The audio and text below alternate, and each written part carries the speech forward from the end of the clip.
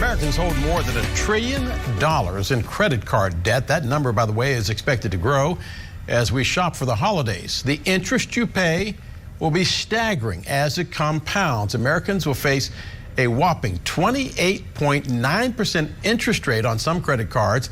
It used to be 24.3% back in 2021. By sharp contrast, the average regular credit card interest rate is just over 21%. Toby Mathis is an attorney at the Anderson Law Group in Las Vegas. And Toby, thanks for being with us. This is important right now. There is something out there that we used to call layaway, but nowadays people are being told you can pay off a purchase over time, not major purchases, but smaller things. Is that a good idea?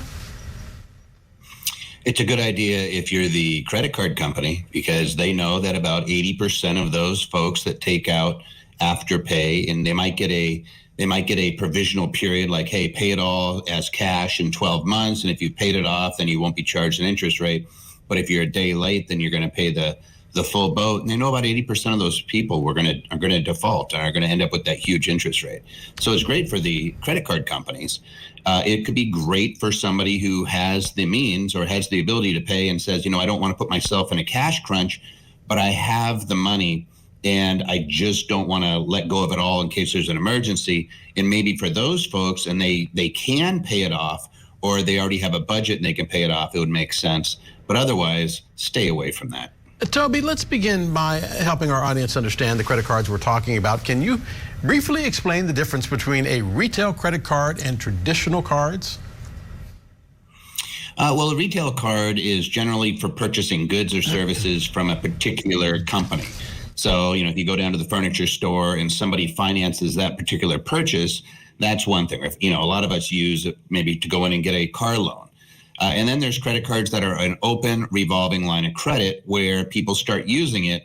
And the problem with those cards is that once you start using it, it's really tough to stop using it. In fact, there's stats that show like 1 in 4 folks are continuing to get deeper into credit card debt every month. And so that can be a disastrous downward spiral that can compound on it. And the next thing you know, you feel like you can never get out of debt. And that usually ends in bankruptcy or people, just sitting there carrying huge balances for years, not knowing what to do.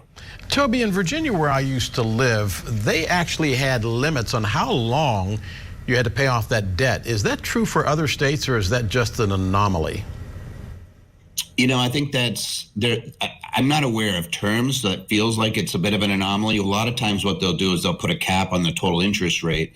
So, for example, on payday loans, you could be seeing interest rates that exceeds triple digits. They can be hundreds of percent when you start compounding it on an annual basis. So when we talk about the average annual percentage rate going up to 30% or right under 30%, I think it's kissing 30% right now, 29 point something. The easiest way to think about that is if I borrowed $1,000 at the end of the year, I'd owe $1,300. That's not the same for all types of debt. A lot of these are compounding. If I borrowed $1,000 today, I may end up owing $3,000 or $4,000 at the end of the term. And the states are particularly wary of those because they're so predatory against its citizens. Toby, you're in Las Vegas. What's the difference between what we're seeing on credit card interest rates and loan sharking? There's not a lot of difference. I was hoping one's you would legal say and one's something illegal. different. I wish I could, responsible use of credit card. Like, for example, there's people that use the credit card to get the points and they pay it off every month.